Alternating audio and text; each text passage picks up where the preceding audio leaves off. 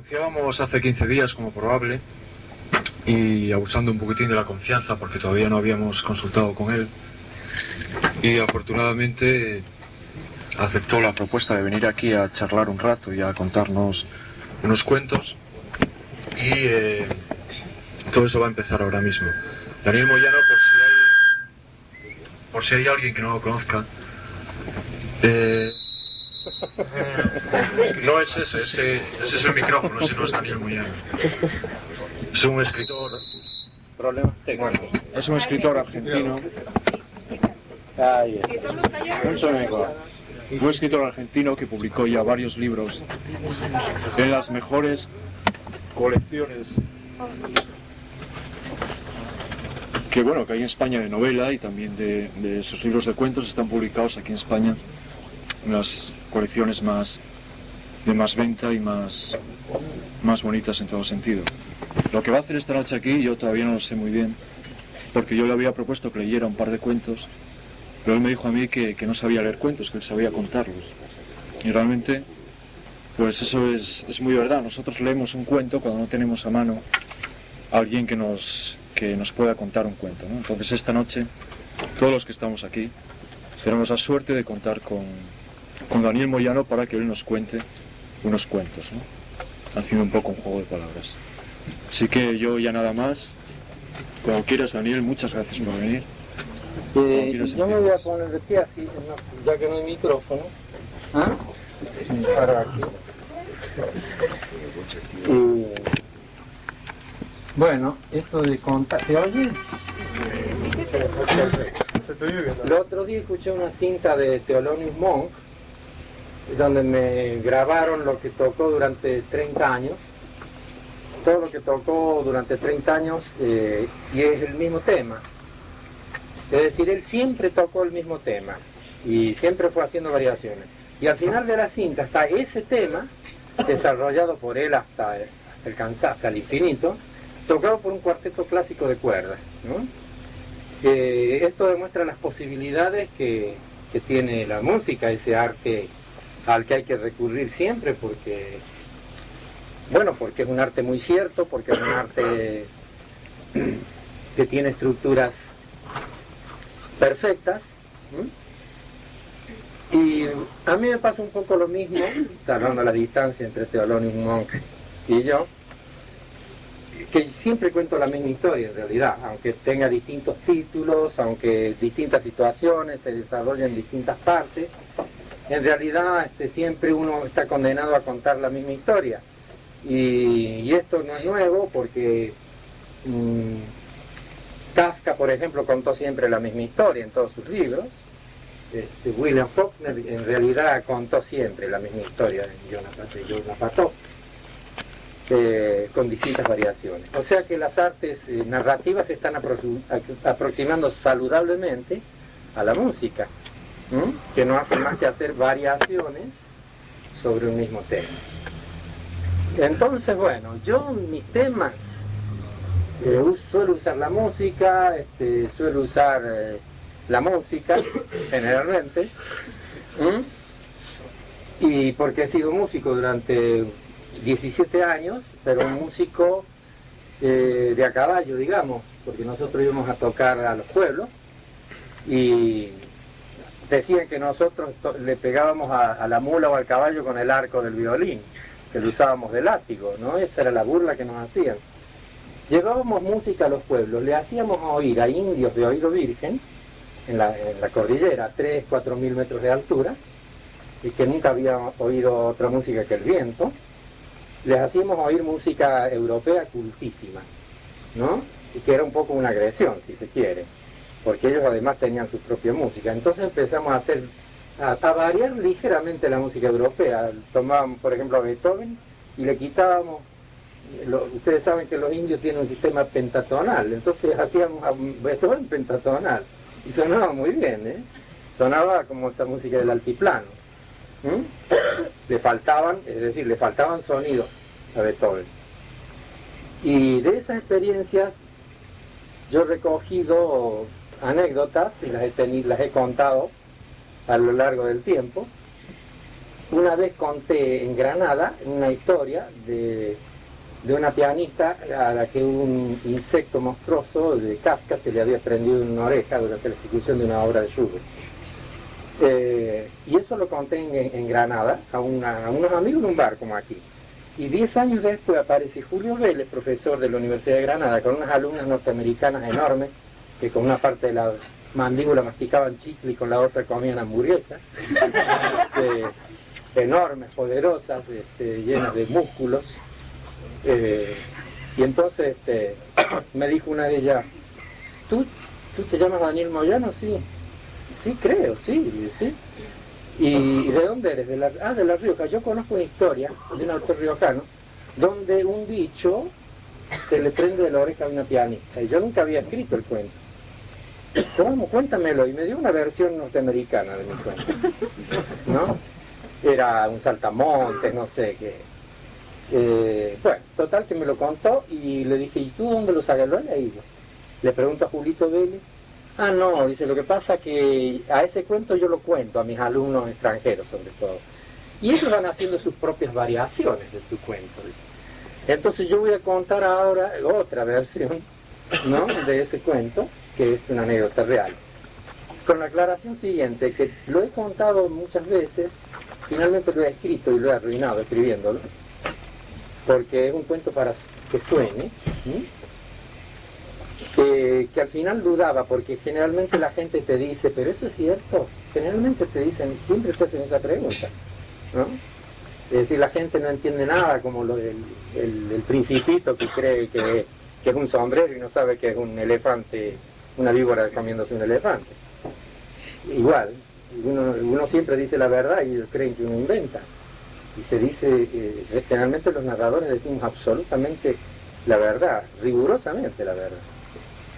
Y entonces le escribí a la protagonista, a la pianista, le escribí una carta, preguntándole si era verdad que un bicho se le había prendido la oreja. Y me dijo que sí, salvo que había un error en mi versión, porque le mandé una cinta con la versión que yo había contado. Yo dije, en mi cuento se habla de un silencio de corchea, que ya lo van a ver, forma parte del relato. Y ella me hizo la observación que no es un silencio de corchea, sino un silencio de negra, lo cual no me gusta como título. Un silencio de negra suena feo y un silencio de corchea suena bien. Un silencio de negra es feo. Y además, que si el silencio de negra, como lo es en la realidad, mi cuento no tendría sentido, de manera que es la única alteración que voy a hacer de la realidad. Vamos a decir que en ese compás 171 del Adagio y Rondó de Schubert hay un silencio de corchea, aunque no lo hay. Pero arbitrariamente vamos a tomarle prestado a la realidad este dato ficticio y se lo vamos a incorporar de momento a la realidad durante el cuento, ¿no?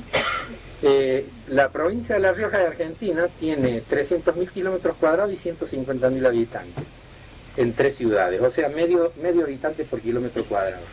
Y tiene 4 millones de perros, 20 billones con B, como dicen en la tele, de bichos de todo tipo, bichos que vuelan, cascarudos, champis, bichos, no sé cómo se llaman, tiene un nombre, no me acuerdo en este momento, esas caparazones que tienen, quitinosos, las caparazones de Gregorio Sanz. Entonces, la Dirección de Cultura, siempre a cargo de una señora gorda, me dice, el 22 de noviembre es el Día Universal de la Música, vayan a tocar a Chamical. Y teníamos en ese momento el Adagio y Rondó de Schubert, bien en dedos, yo no recuerdo qué otra obra. Allá los cuartetos, ¿cómo te diré? Son acordeón, piano, guitarra y percusión, y es para bailar, se toca música popular. El nuestro cuarteto era violín, viola, cello y piano, pero la gente no entendía bien, creía que era un cuarteto para bailar. Entonces cuando estábamos llegando al pueblo nosotros, 22 de noviembre, pleno verano, 45 grados a la sombra, 3 de la tarde o 4 de la tarde, llegamos al pueblo y había un chaval con un carrito de la propaganda. Señor vecino, acuda esta tarde, dice esta noche, a la pista Bazán, de donde se baila, donde actuará para todos ustedes señoras y señores, en este día rutilante, y con el micrófono en la mano, eso que me querían dar a mí. Por eso, si me daban el micrófono, yo no iba a poder contar la historia. En este día rutilante, en esta patria que tanto queremos, que tanto deseamos, que sea buena, vamos a escuchar al cuarteto, el cuarteto estable del Conservatorio de La Rioja. O sea, la R así muy fuerte, que no era natural en ellos, imitaban a Buenos Aires, ¿no? A los porteños. Total, que llegamos nosotros, fue este mismo chaval el que había dado una información errónea, que es otro cuento. Me voy a ir momentáneamente a otro cuento, perdónenme, hacemos un paréntesis, pasamos a otro documento como un WordPerfect, Shift F3, pasamos a la otra pantalla.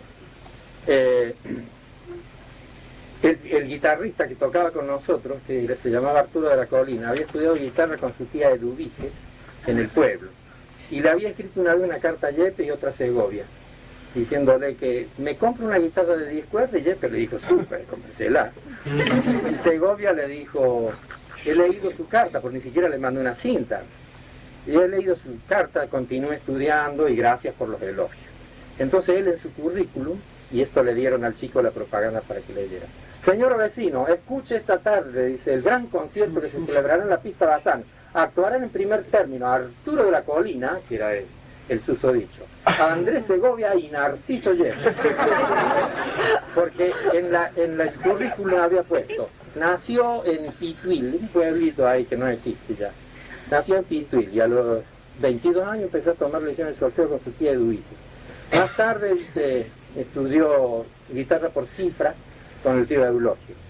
Y después recibió elogioso saludo, consejos de Narciso Yepe, con letra catástrofe. Seguía de los tíos, y Andrés Segovia. Y él era Arturo de la Colina. Entonces el chico, las letras chicas no las leyó, leyó las grandes, y Arturo de la Colina, Narciso Yepe y Andrés Segovia actuarán esta noche. Un helicóptero que pasaba por ahí recogió la información y lo pasó por radio a otras ciudades. Dice, han venido Narciso Yepe y Andrés Segovia, van a tocar a vivo aquí en Chamical, en la pista Bazán, a donde nosotros íbamos en nuestro coche traqueteando a dar nuestro concierto. ¡Qué maravilla! Dice, entonces empiezan a llamar por teléfono, de bueno, ¿cómo? ¿Y cómo no me enteraré? Que vendrán de Chile, son giras que hacen ellos.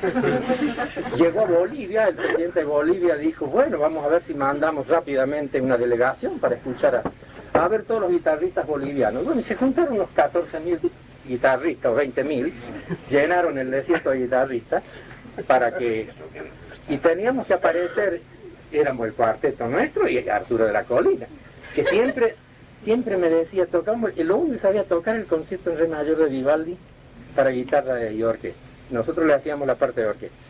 Y había un pasaje en que lo leía mal, porque lo estudió mal, y como dicen los maestros de la música, había perfeccionado sus errores. Y entonces nadie se animaba a decirle, a nosotros teníamos que alterar todo, porque ahí él perdía el tiempo.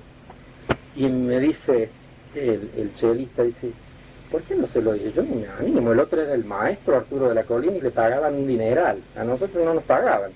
Pero él, como era un riojano que estaba en Buenos Aires, le pagaban mucho. Y entonces le digo, maestro, sí, mire, me parece que en ese compás, me parece que son corcheas. Pero, a ver, pero vea usted, sabe que tiene razón. Pero mire, había sabido ser cierto. Efectivamente son corcheas. Pero bueno, porque la como corchea y no hay problema. Pero fíjese, entonces cuando llegamos a ese compás la volví a tocar mal. Entonces yo paré y me dice, ¿qué pasa? Es un maestro que la ha leído como negra. Son corcheas. Ah, sí, no, ¿sabe lo que pasa? Mire, estaba muy nervioso. Es que a mí se me acortan los dedos, dijo, la cosa más disparatada en el mundo. A nadie se le acortan los dedos, nunca se le acortaron los dedos, a nadie, a él sí, ¿no? Se me acortan los dedos cuando vengo a la Rioja, los tengo más chiquitos, en Buenos Aires los tengo así largos. Y entonces le digo, vamos a hacer una cosa, vamos a saltear ese compás lo salteamos. Y lo terminamos de tocar, la gente muy cabreada porque iba a bailar y nosotros estamos ahí con tiriri.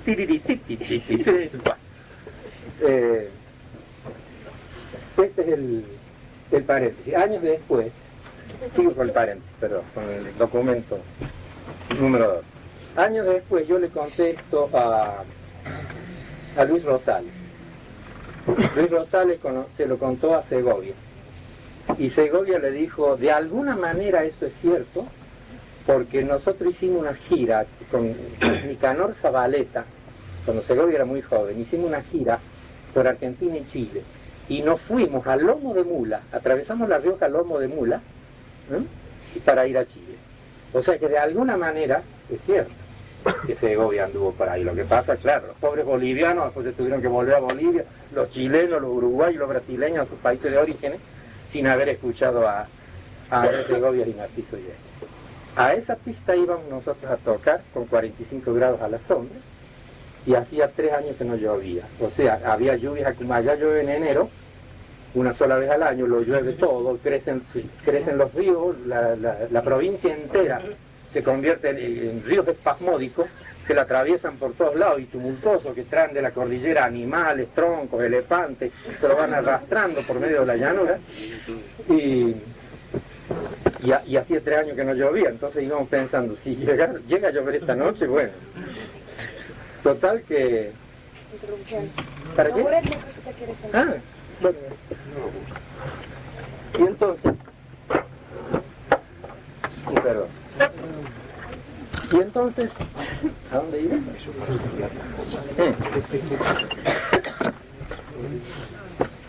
Nos dicen, la directora de Cultura nos dijo, vayan a ver al comisario para que los lleve a la casa del alcalde, porque no tenían la dirección del alcalde. Entonces vamos a la comisaría, y sale el comisario, y le digo, mire, 2 cosas, que me diga dónde vive el alcalde y que nos preste un calabozo para cambiarnos, le digo, porque hemos venido viajando, estamos todos sudados, cansados del viaje, había 300 kilómetros entre la capital y Chamical. La ciudad se llama Chamical y existe.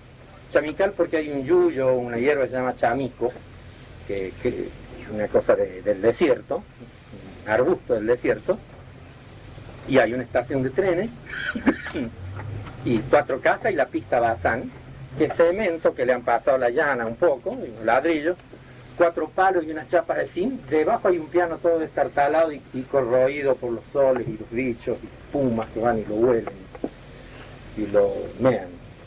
Entonces, estaba el piano ahí, nosotros siempre llevamos una llave de afinar piano, y era un desastre, esos pianos estaban desafinados, lo afinamos, es difícil afinar los pianos porque siempre nos sobra un poco de notas y hay que repartirla entre todas las octavas, y eso era lo difícil para nosotros que no éramos afinadores de piano. Pero en fin, lo afinamos como pudimos, sacamos los bichos que había dentro del piano, y la propaganda. Esta noche en la pista va a estar, menos mal que no estaban Yepes ni Segovia en ese momento. Dice, el cuarteto estable del conservatorio que hará el deleite de todos ustedes, dice, interpretando el adagio un rondo de Franz, Franz. No le salió Schubert, ¿no? Y había Buxtehude menos menos. Total que fuimos a la comisaría, nos prestaron 2 calabozos, uno para la pianista que era mujer, que tenía que bañarse de arriba a abajo porque habíamos venido por medio de la tierra, los caminos ahí son de tierra. Y me acuerdo, en ese viaje, el chofer que iba medio dormido y el camión era muy angosto, cuando venía un camión de ahí tenías que salir del camino para que pasara el camión nunca se desvía. Entonces te tienes que bajar y es un polvillo, eso es peligroso bajar.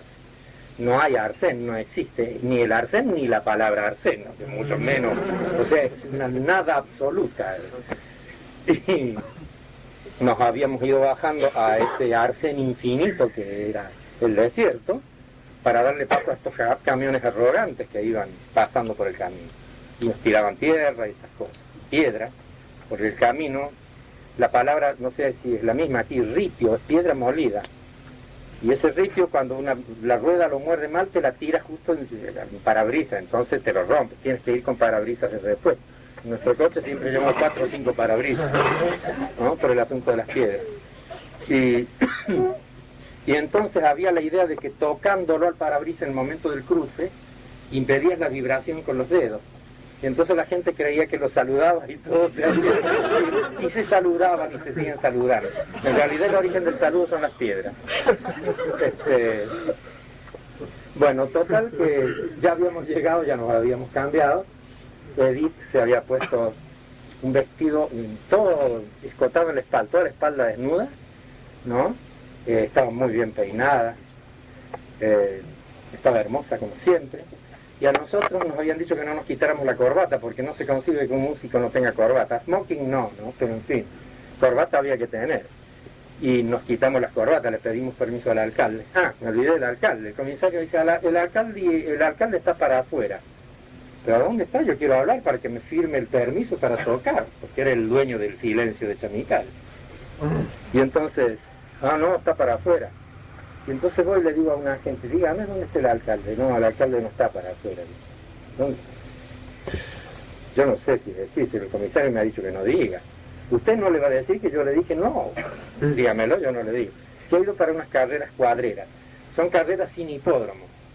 Carreras que se hacen en el campo, sobre unas huellas. Y ahí corren los caballos, la gente apuesta, venden empanadas, tocan la guitarra, cantan, se emborrachan y se pegan puñaladas, claro. ¿No? Estas son las famosas carreras cuadreras. Y conozco de cerca el tema de las carreras cuadreras, porque el hombre que se casó con mi hermana, que es un chileno del campo, y es un hombre que sabe de caballos todo. Él oye galopar un caballo y sabe el color del pelo. Ahí va el alazán de don Cirilo, dice. Le digo, ¿cómo sabe? Por la manera de galopar. Le digo, no, ese no está galopando, se va trotando. Ese otro va al pavo, sabe todo de los caballos. Y entonces, un día que lo fui a visitar, paréntesis, ¿no? Yo hacía un año y no lo veía, y le digo a mi hermana, ¿y Juan está en las cuadreras, a donde estaba el alcalde? Juan está en las carreras cuadreras, y se había llevado su propia yegua, que se llamaba Violeta, y la había llevado al carril. Y venía, mi hermana vive en una casita que parece de esas ilustraciones de los cuentos de Calleja, de esos casitas en el bosque donde se pierden los niños de los cuentos de Andersen. Así, y los caballos de mi cuñado vivían en un palacete, ¿no? Que sé, con espejos, alfombras, ahí viven los caballos. Pero él y mi hermana en una casa muy pobre, porque los caballos son mucho más importantes para él que las personas. Como lo era para Jonathan Swift, por otro lado, que uno de su viaje va al país de los caballos. Y entonces le digo, ya viene.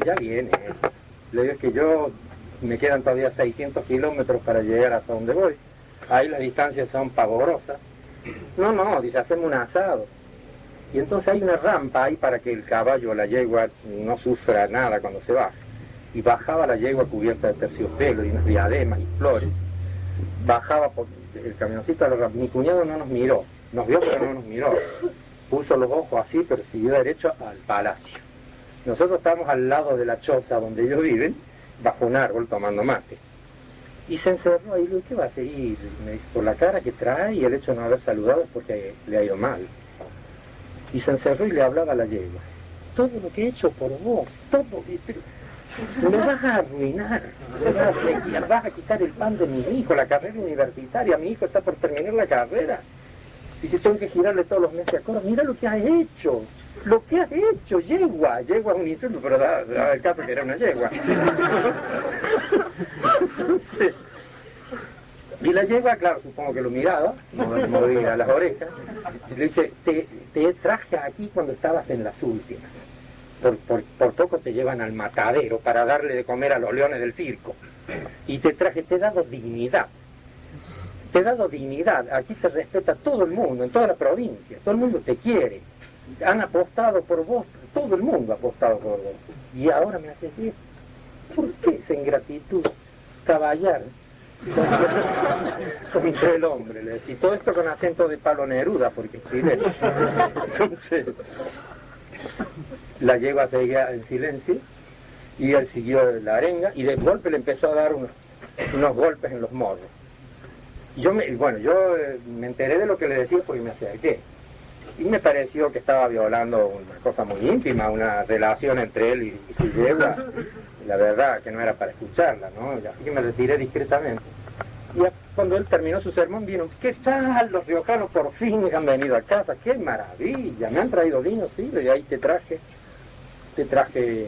una bordelesa de 50 litros. ¡Oh, qué maravilla! De la bodega de Don Pedro, le doy un vino que salió muy bien el año pasado.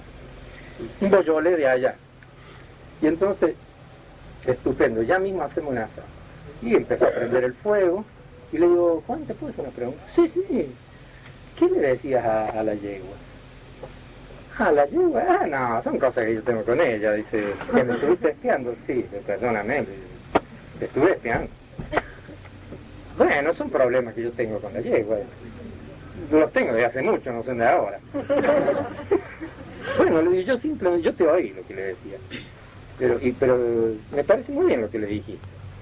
Pero ¿por qué le pegaste? No le he pegado. Esos son unos... Yo después le doy un terrón de azúcar cuando le hago eso. Le pego un poco por el hocico, dice así, pero suave. Para que entienda que el amo soy yo, que no es ella. Le digo, ¿pero perdió? No, ganó. Pero entonces, ¿por qué le pega? Porque yo le aposté al otro caballo y ella tenía que perder. Este era el tema. A esa carrera se había ido el alcalde que nos tenía que dar la autorización para tocar el adagio y rondó de Schubert.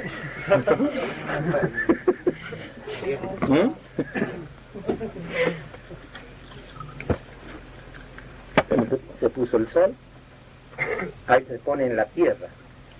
Es decir, como es todo llanura, es como cuando uno ve la puesta del sol en el mar. Ahí ve la puesta del sol en la tierra. Y son salinas además. Y ver ponerse el sol en la salina es una maravilla realmente, ¿no?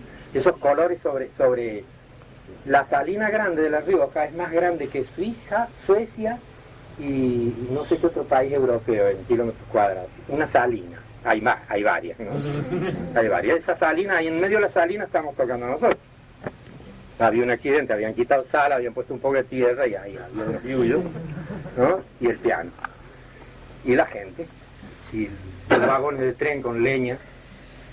Y entonces, puse los atriles, partituras, y empezó a llegar la gente, vestida como para bailar. Y se sentaban los camareros. Viene el camarero y me dice, ¿nervioso? No, sudorosos, más bien, digo, no nerviosos. Estaba anocheciendo, el piano ya lo habíamos afinado, y había un si bemol que sonaba mal, pero yo no tenía si bemoles en mi partitura, como diría Toscanini. Dicen que Toscanini un día un flautista le dijo, mire, se me ha roto el si bemol. Dice, tranquilo que usted no tiene ningún si bemol. Y bueno, yo no tenía si bemol, no me acuerdo, digo si bemol en homenaje a Toscanini, a lo mejor era otra la nota, ¿no? Porque la tonalidad de la obra de Schubert es en fa mayor, en realidad tiene si bemol. Y entonces afinamos, la gente, camarero, tráigame uno de queso y uno de jamón y queso, y un porrón. Porrón se llama allá a una botella, a la litrona, y un porrón. Y entonces, a mí tráigame, dice, uno de mortadela, y le traía las bocatas así, destapados, y empezaron los negros a comer, y a esperar a mirar a las chicas estaban ahí esperando que las sacaran a bailar, y que nosotros empezáramos a tocar, qué sé yo, un valse o un foxtrot, no sé, esas cosas que la gente se mueve, ¿no? Y resulta que la adagio y rondó comienza, a ver, ¿verdad? ¿Quién lo sabe?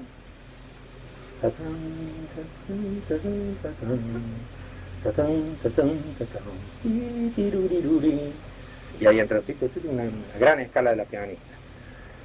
Y empezamos. Y la gente un poco extrañada pensó que estaríamos afinando, ¿no? Estábamos tocando. Así que la gente seguía hablando entre ellos. El sol ya se puso rápidamente y oscureció, además de oscurecer por la puesta del sol, empezó a oscurecer porque vino una nube negra, esperada durante 3 años, y tapó esa zona del desierto. Chamical abarca unos 75.000 kilómetros cuadrados, es decir, el pueblo tiene 2 manzanas, pero los alrededores son 75.000 kilómetros cuadrados, ¿no? De piedra, sal y yuyos. Yuyos son unos arbustos así, que cuando se seca los lleva el viento y cambian de nombre, se llaman churiqui ya cuando los lleva el viento. Es el mismo yuyo, claro. Es lo único que pueden comer las mulas del lugar, porque no hay otra cosa. Y los bichos del desierto, supongo. Entonces, en el Adagio Rondó de Schubert, en el compás 171, en la parte de viola, hay un silencio de corcheas, con las aclaraciones que hice, donde estuvo escondido durante, no sé, 170 o 180 años, una criatura que yo maté. O sea, así hubiera empezado Borges el cuento, ¿no? En el compás 171 de la Adagio Rondó de aquel judío. Estaría Borges. Claro, yo no lo puedo contar así porque no tengo el talento de Borges. Entonces lo cuento a mi modo. En el compás 171 estaba la muerte de ese bicho. Por otro lado, mi primer profesor de violín, que estaba totalmente loco, como casi todos los profesores de violín, y tenía la antigua escuela de Dancla, una escuela perimida, no nos dejaba levantar el brazo para pasar el arco sobre la cuarta cuerda. No levante el brazo. Pero maestro, claro, la cuarta cuerda está ahí. No, a ver, un libro, nos ponía un libro bajo el brazo. Y desde mañana cada cual me trae su libro para dar la lección. Entonces, claro, porque ahí en el conservatorio los métodos no tienen más de 100 hojas. Y yo me traje un libro de Thomas Mann que era así, y claro, y era gordo el libro, ¿no? Y tenía la cuarta cuerda más cerca. Tenía la cuarta cuerda más cerca. Entonces, tocaba, qué bien que le sale eso. No se daba cuenta el viejo de la trampa que le había hecho yo. Y entonces nos había enseñado que en los silencios se levanta el arco. En los silencios acostúmbrense a levantar el arco también. Bueno, yo en realidad cuando empecé a estudiar violín no sabía que me iba a dedicar a la literatura. Yo en realidad me dediqué a la literatura por culpa de ese profesor, porque como éramos muchos alumnos y un solo profesor, me aburría y leía los libros que me ponía para poder tocar el violín, y de ahí empecé a escribir cuentos. Si no, a esta hora estaría tocando, no hablando, ¿no? La culpa la tuvo este maestro. Y vuelvo otra vez a mi cuento. Yo tenía que levantar el arco en el compás 171, en la segunda parte del compás. Bueno, atacamos el alegro, el rondó, perdón, Adagio y Rondó se llama la obra. Empieza el piano, el tempo justo sería pam pam pam pam para pam pam pam pam pam para pam pam pam pam pam pam pam tararara tararara pam pam. Así entra. Y entonces todo iba de mí. Los negros miraban ahí, bostezaban, empezaban a contarse la vida. Sí, el último pasito metió los bolillos. Así como se iba cortando todo, le metió un golazo. Y nosotros tocando. Y de golpe hubo un ruido extraño sobre el techo de zinc. 4 chapas de zinc, porque prendieron los 4 tubos de neón, la única luz de neón que había en La Rioja y que acababa de llegar de Alemania, ¿no? Entonces todo el mundo curioso empezó, son los tubos de neón, ¿no? Las fluorescentes, qué maravilla, esa luz europea. Y entonces, esa nube negra, ya confundida con la noche, no era de agua, era de bicho, porque de los 300.000 kilómetros cuadrados que tiene la provincia, más los kilómetros cuadrados que hay en el desierto de Atacama de Chile, que está ahí cerca, que debe tener unos 150.000 kilómetros más, y las salinas y todo eso, serían unos 500.000 kilómetros cuadrados. Todos los insectos de 500.000 kilómetros cuadrados fueron a las 4 tubos de neón, porque la luz atrae a los insectos. Y como eran insectos de distintas provincias, así como cuando fueron Andrés Segovia y Narciso Yepes venían de Bolivia y de Chile, aquí también venían bichos de todos lados. Unos que tenían 3 patas de un lado y 7 del otro, unos bichos totalmente atípicos, no clasificados, nunca, con dientes, qué sé yo, pestañas, uñas, ¿no? gordos así, quitinosos, que abrían las alas y hacían ruido, como helicópteros, ¿no? Asquerosos directamente, ¿no? Bueno, y empezaron a dar contra el techo de zinc. Yo pensé que llovía o que granizaba, como en un poema de Leopoldo Lugones, que se llama La granizada, y que dice que el granizo escupe chilguetes de dormida espita, decía Lugones, tratando de imitar la granizada con las palabras. Esto no sé cómo imitar el ruido que hacían los bichos cayendo, ¿no? Era como un ore staccato, eso eran los bichos, el ore staccato eran cayendo sobre el zinc. Pero después los bichos, arrastrados por el viento que se había levantado, caían sobre nuestros instrumentos. Y después sobre nosotros. Y se posaban en nosotros, porque a los insectos, la música está en la estructura del universo, la música existe en la naturaleza, los bichos son naturaleza, luego los bichos son música también, o sea, les gusta la música. Para mí que los bichos iban, además de la luz, les gustó la música, creo yo, y les gustó Schubert. Menos mal, porque por lo menos les gustaba a los bichos, porque al resto del público no les gustaba en absoluto. Y los bichos estaban, y la partitura llena de bichos, todos los bichos posaban, los arcos llenos de bichos, la cara nuestra, los trajes, y yo por ahí la miré a Edith y tenía la espalda negra, estaban todos los bichos prendidos como ventosas en su espalda. Parecía, no sé, un cuadro de estos pintores que suelen poner estos elementos así arquitectónicos en los cuadros, ¿no? Con distintos colores, pelos, todas estas cosas, ¿no? El bicho del cuento de Horacio Quiroga estaba ahí, el almohadón de pluma, estaba metido ahí, y entonces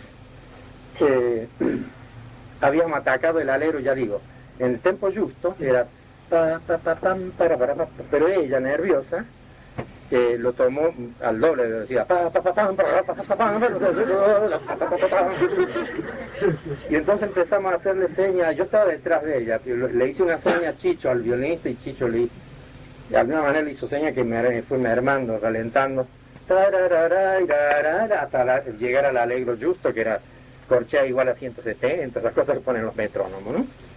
Total que de golpe Edith empezó a gritar,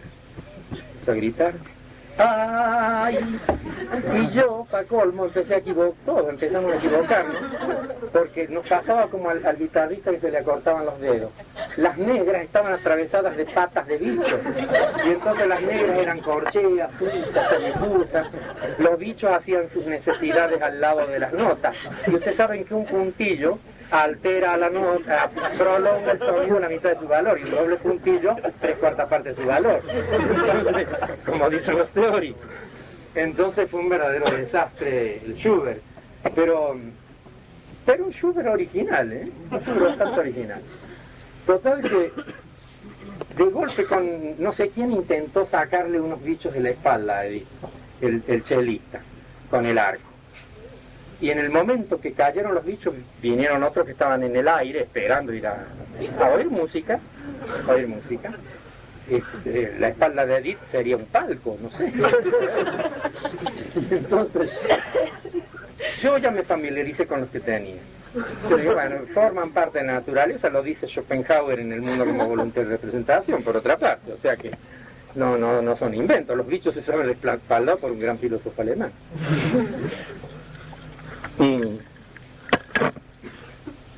Cuando le quitaron los bichos de la espalda, el de la oreja, que estaba haciendo una cara muy difícil. Y el ay de ella, era un ay flamenco, evidentemente. Yo tenía la tentación de seguir tocando música flamenca, la verdad, hacerlo a Schubert flamenco. Por el ay de ella, que en realidad estaba cantando. Ay, con una gana de hacer rayidos, ¿no? Y entonces yo pensé, en el compás 171 tengo un silencio de corchea. Si yo me retiro, yo estaba cerca de ella, el arco tiene, no sé, no me acuerdo en este momento, Karl Flesch, uno de los teóricos alemanes del violín, da la medida exacta en centímetros y milímetros del arco. Calculé la distancia, me retiré un poco porque contradecía a Karl Flesch, porque tenía que sumarle la distancia del antebrazo, y digo, se lo voy a romper con el arco en el silencio de corchea. Y mi preocupación, porque esto me lo enseñaron Mi preocupación era no alterar el ritmo, porque ustedes saben que que cuando la música se basa y existe porque existe un sonido fuerte y un sonido débil, ¿no? Pa, pa, pa, pa, pa, ta, ta, ta, ta, ta, ta, el primero fuerte, el segundo débil. Cuando uno prolonga el débil mediante una ligadura de prolongación sobre la parte fuerte del compás siguiente, está produciendo una síncopa, ¿sí? Un ta, ta, en vez de ta, ta, ta, hace ta, ta, propio más del jazz que de Schubert. Entonces, ya me quedaban como 17 compases para el 171, y yo tenía la distancia calculada, y pensé en mi profesor de los Brudenbrock de Thomas Mann, levantar el arco. Yo cuando levanté un cuchillo, el arco ya se me convirtió en un cuchillo, con el que yo iba a asesinar a esta criatura borgiana que estaba oculta en el compás 171 del adagio. Y, mejor dicho, el rondo. Y entonces, la música dice, todos hacían tarararaira, tarararaira, no, yo, mi parte era tarararaira, pa, pa, pa, pa, pam, para, pa, pam. La pausa era el silencio cortés, y es difícil en esa pausa tan breve matar a una criatura de este mundo, ¿no? Está bien que ahora están los misiles y eso, pero entonces no había estos misiles. Y además tenía que darle con la parte que los italianos llaman el leño del arco, porque si le daba con la cerda, era suave, no lo iba a matar. El bicho era una cosa impresionante, era el del almohadón de pluma. Era así, verde de un lado, colorado del otro, ¿no? Tenía trompas succionadoras bifurcadas. Cada chupada que le hacía le sacaba medio litro de sangre a Edith, y él se inflaba y ella palidecía, ¿no? Estaba muriendo Edith, ¿no? Y inclinada, con la cabeza inclinada ya hacia allá, hacia la derecha, porque el bicho a medida que le chupaba la sangre crecía, ¿no? Se inflaba de sangre y de pelos, ¿no? Y cuando llegó, te voy a asesinar, empecé a odiarlo, ¿no? Empecé a odiarlo.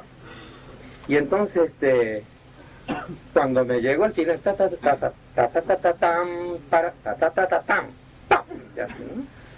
Y así con toda la hazaña asesina de que uno puede ser capaz, que afloran en momentos como estas guerras, que uno se da cuenta que también es un asesino.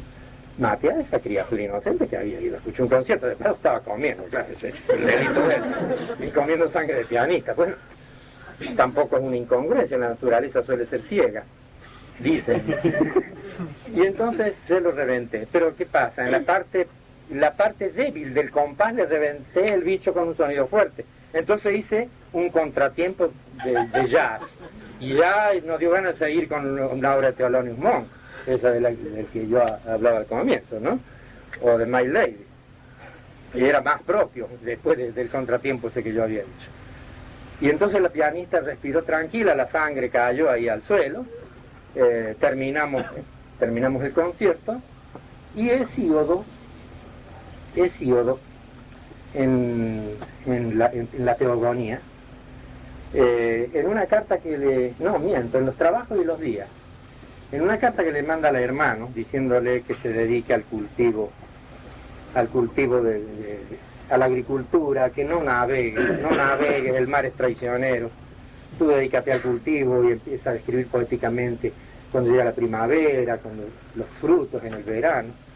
Dice, no navegues sobre todo, y si es posible, cuelga el timón sobre el humo del hogar.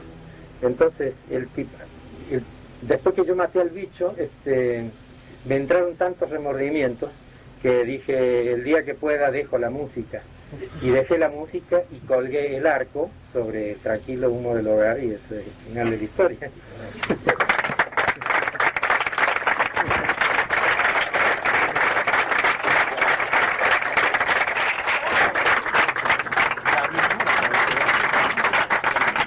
Publicar, y tiene que tener tantos folios, márgenes de derecho de arriba 3 centímetros, 3 tal en WordPerfect, si es posible en Macintosh mejor, numerado abajo, inferior en el centro.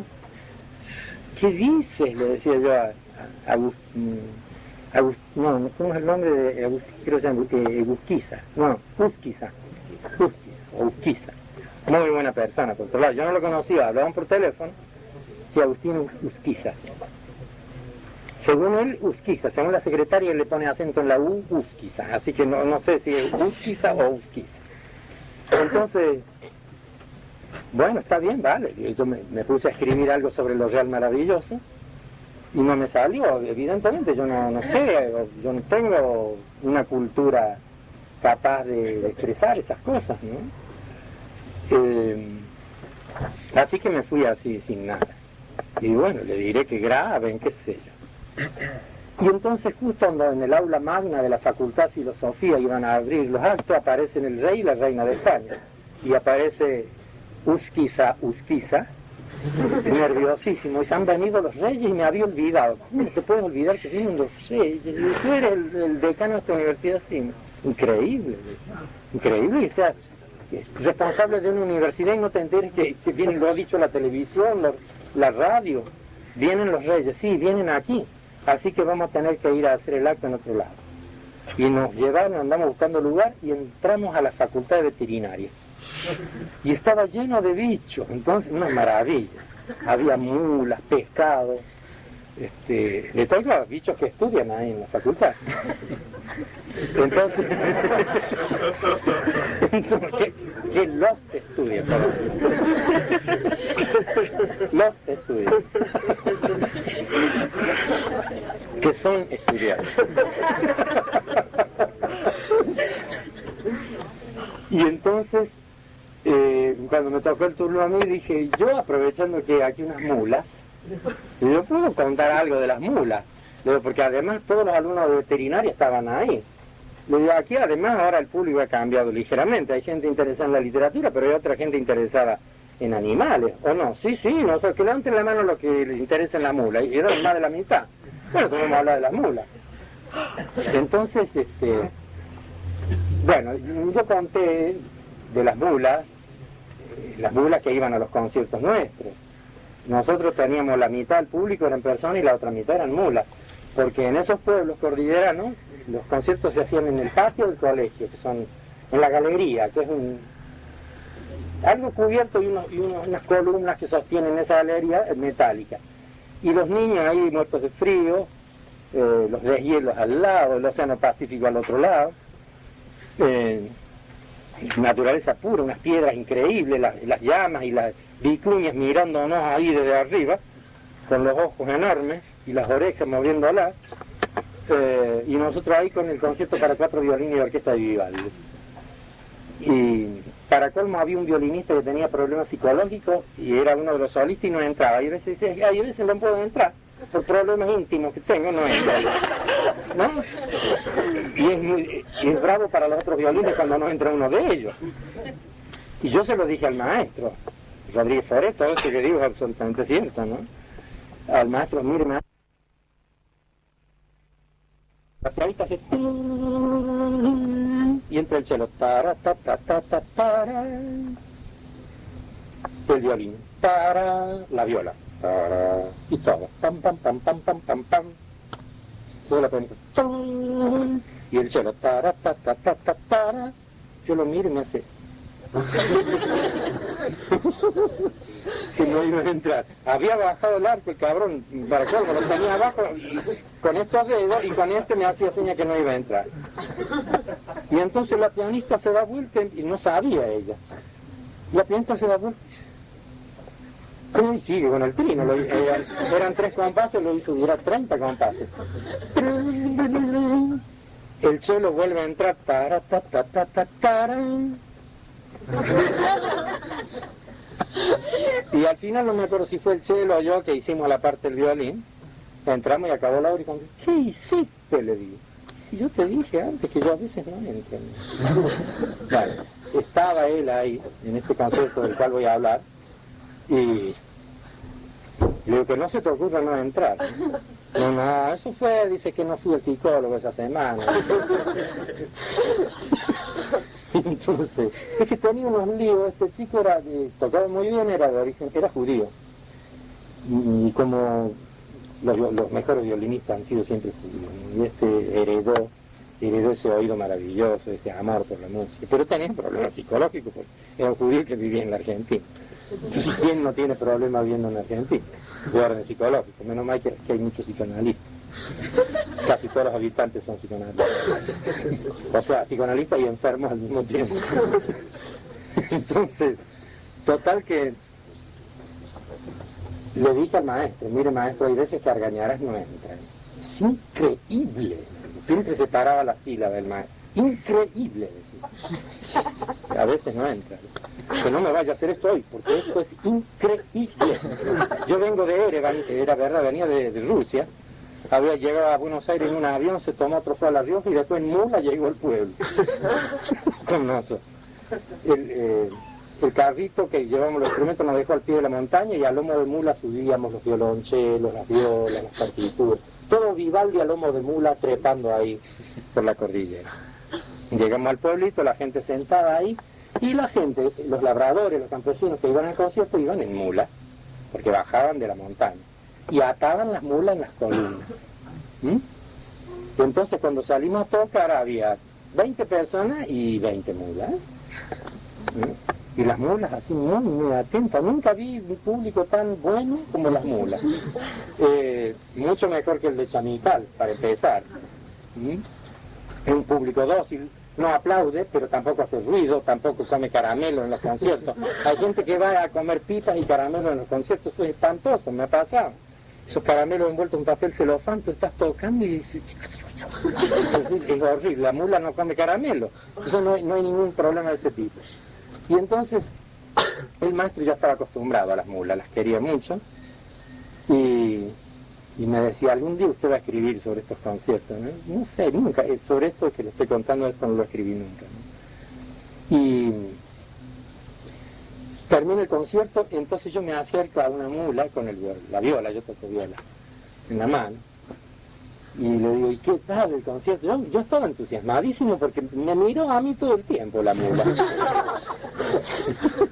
Y yo la miraba a ella, además son hermosas las mulas, y parpadeaba y tenía unas pestañas así femeninas muy lindas, ¿no? Así que yo tocaba y la miraba a la mula.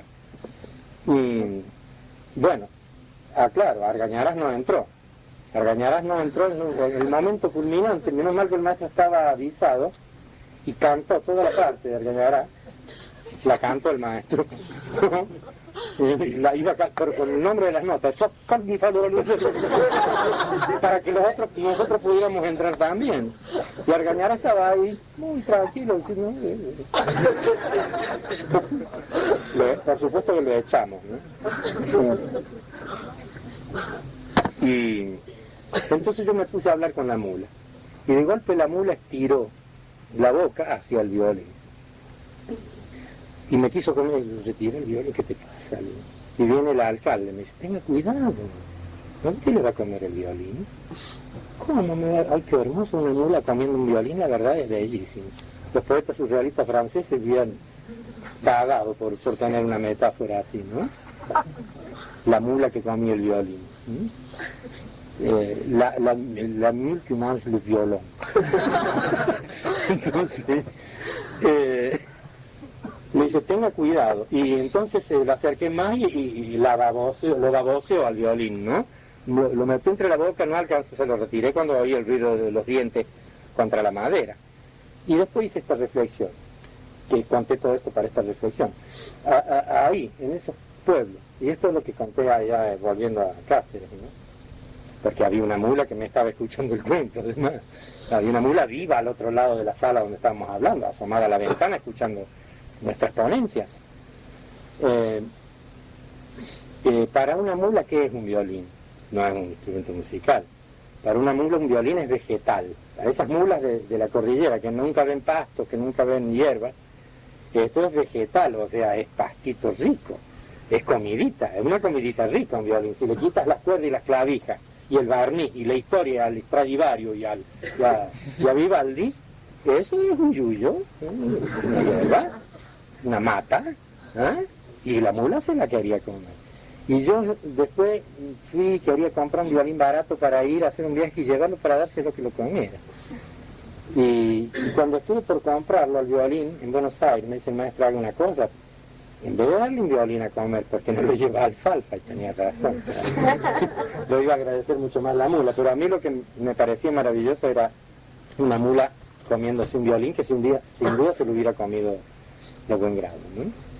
Bueno, ese es mi ponencia en la Universidad de Cáceres sobre lo que llaman lo real maravilloso. Yo creo que eso es real, y no sé si a eso le llaman real maravilloso.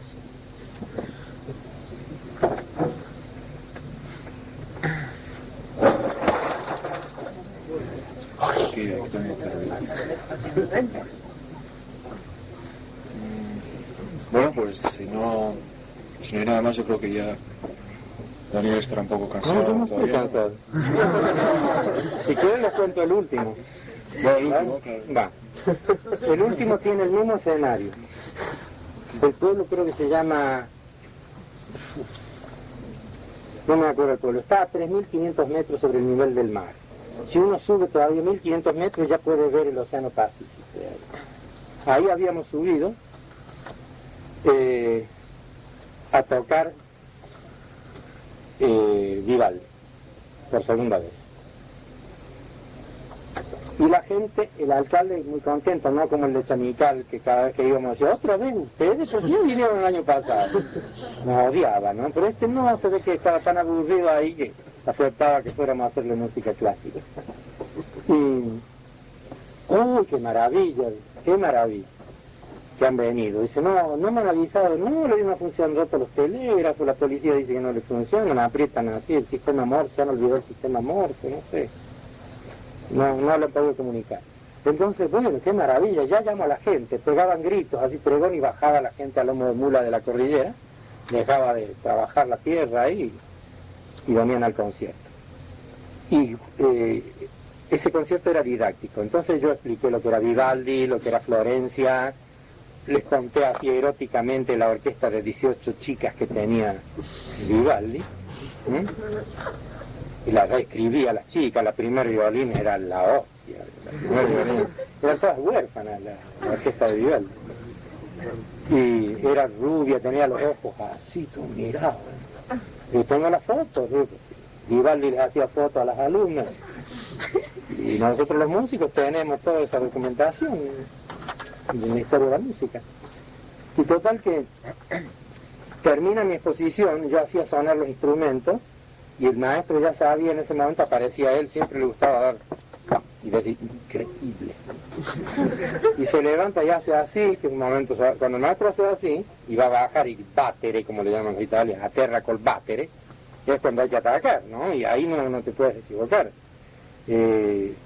Además, si uno no arranca bien en los ensayos, el maestro, no, mal arrancado, otra vez. A veces empezamos 10 veces, ahora sí está bien. Y entonces empezaban los segundos violines, pam, y entraban las violas, ¿no? Éramos 2 violas, pero el otro violista que tocaba muy bien, un alemán, Wolf, que tocaba en Teatro Colón de Buenos Aires, pero era distraído y me contaba la vida de él en los conciertos. Cuando yo me casé con Gerda, y yo estaba contando los compases, nos fuimos de luna de miel a Pumamaca, en Perú. Y yo estaba contando los compases, él no contaba porque era un gran profesional, pero a veces por hablar, contar su luna de miel, se perdía y no entraba acá. Entonces el maestro me ha dicho, por favor Daniel, no se fíe en Wolf, entre usted, porque si usted no entra, no entran los chelos. Es un desastre increíble. Y así que yo estaba ahí, y en el momento en que el maestro aparece y hace así, entra un perro,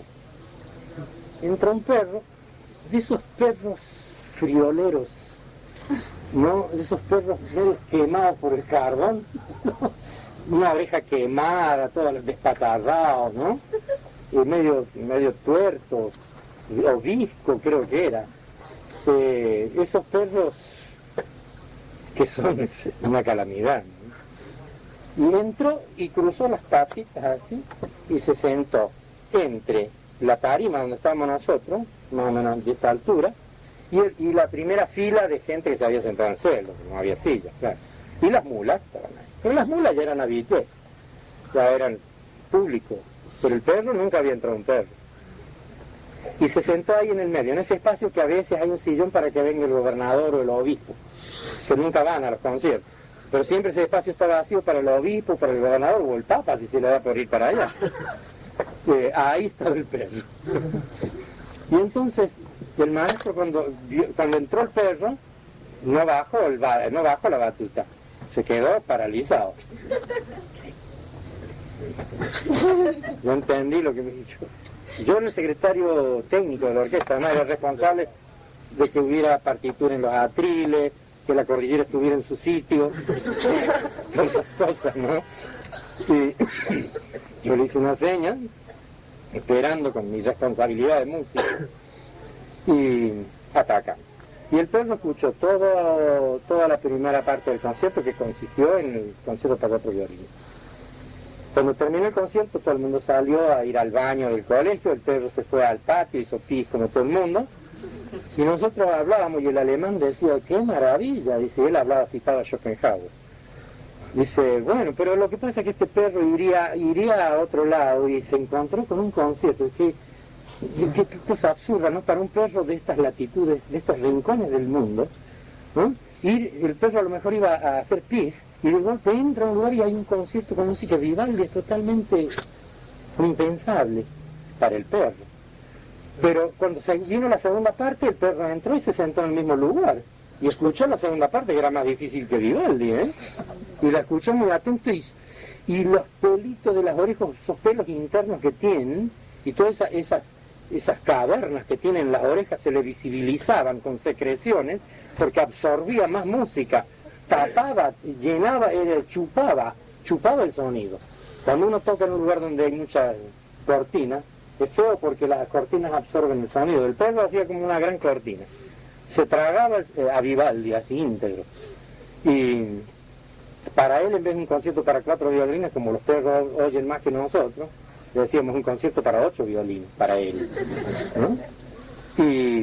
Y entonces, bueno, terminó el concierto, él fue la novedad y le pusimos de nombre Arpeggione, ¿no? Y entonces el contrabajista, que era un lujo para nosotros, el contrabajista del Teatro Colón de Buenos Aires, en el contrabajo le hizo oír Arpeggione al perro, ¿no? El perro miraba así, y entonces empezamos a volver a todos los meses, y ya estoy entrando un poco en el terreno de la ficción, pero sin que deje de ser real. Y antes de que oyeran el ruido del camioncito que nos dejaba al pie de la montaña para que las mulas nos subieran, el perro ya sabía, porque los perros oyen más, que nosotros veíamos, y recorría el público y golpeaba con la cola en todas las puertas de las casas, y la gente ya sabe, hoy hay conciertos, porque Arpeggione ya lo sabe. Y efectivamente, cuando Arpeggione recorrió el pueblo, ya había la gente, y 1 hora después llegábamos nosotros. Y entonces Romeo Molo se hacía, que es el tema de Arpeggione, y ya venía el perro. Él era Arpeggione. Y entonces, bueno, era la mascota, le empezamos a enseñar, no solfeo, pero él iba a los ensayos, estaba con nosotros, le faltaba hablar, música la entendía perfectamente. Y entonces nos quería mucho y lo queríamos mucho, pero el gobierno militar que vino, en un golpe militar anterior al último, o sea, el antepenúltimo, dijo, ¿quiénes tocan? No sé, una orquesta subversiva, dice, y la deshicieron a la orquesta de un plumazo. Y no fuimos más. Entonces el perro estaba acostumbrado a esa música, porque el perro cada vez que íbamos no podía sentar las manitos en el suelo, cada vez las tenía más lejos del suelo, y casi que no podía caminar en 4 patas. Gracias a la música, ese perro había empezado la aventura genética de erguirse. Pero claro, faltó la música y el perrito quedó a mitad de camino, ¿eh? Porque había cambiado su cabeza, su forma, era dentro de lo perruno, había evolucionado bastante su morfología, si los huesos eran más suaves, sin dejar de ser perro, era un perro más acústico, digamos, ¿no? La oreja más grande para captar sonidos, más sonidos, y desde que dejamos de ir empezó a llorar y a aullar, se subía a la punta del cerro, aullaba para el lado del Pacífico, para el lado de las Salinas, y extendía las orejas a ver si llegaba alguna música de algún lado, y no venía la música. Él la necesitaba para terminar de erguirse, para acabar con su aventura, formidable aventura genética. Pero la música no volvió más. Y entonces últimamente lloraba y la gente tuvo miedo, dice, ese perro ve visiones, ve las ánimas de los muertos, hay que matarlo.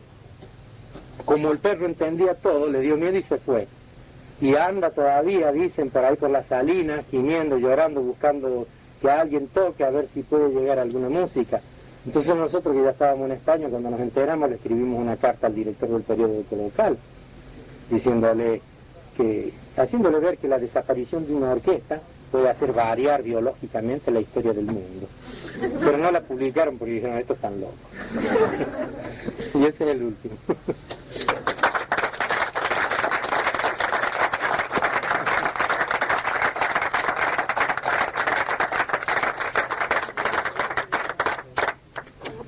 Bueno, pues ya nada más, hasta dentro de 15 días. Ay, yo pensé que era otros 15 minutos. Suerte a todos, si quieres.